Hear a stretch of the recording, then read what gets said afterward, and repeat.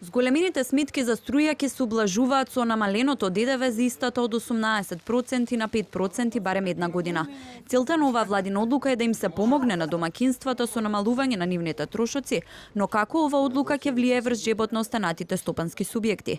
Според научниот експерт Павле Гацов, доколку само домакинствата плаќаат сметки за струја со намалено ДДВ, а сите останати стопански субјекти ќе си плаќаат со 18% даночна вредност, тогаш станува збор за погрешно уредување.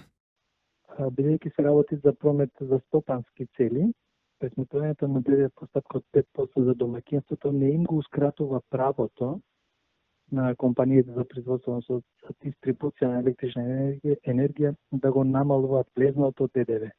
Тоа значи дека влезното ДДВ, бидејќи тие не се домакинство, кај нив ќе влегува со 18%.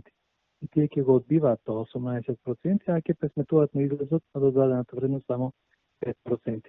Ова ќе направи да биде значително помал ефектот во буџетот од аспект на приливот по основ на ДДВ од прометот и увозот на струја.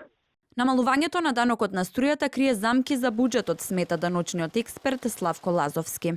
Кога се зголемува данок, постои ризик од постигнување на посакуваната цел, кога се намалува уште поголем. Секогаш намалувањето на даноците се правда со тоа дека повеќе ќе остане во џебовите на граѓаните, но тоа никогаш не се случува. Кога државата се повлекува, некој друг го зазема незиното место и тој го зема неземаното, а тој не е клиент на Центарот за социјални работи.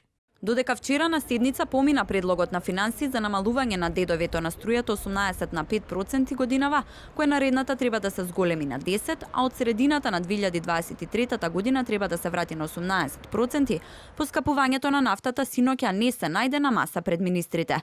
Министерството за животна средина денеска ги стокми измените кои треба да се најдат на следната владина седница и со кои ќе се зголеми цената на горивата за 3,5 денари. Министерството е задолжено да подготви соодветна измена на Законот за животна средина во делот на надоместоци во насока на зголемување на надоместоците за нафтени деривати, и тоа за моторен бензин, гасно масло и масло за горење М1, М2.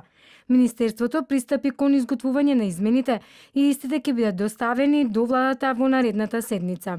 Двете мерки предвидено е да стартуваат од 1 јули, но претходно ќе треба да го поминат и собранискиот филтер.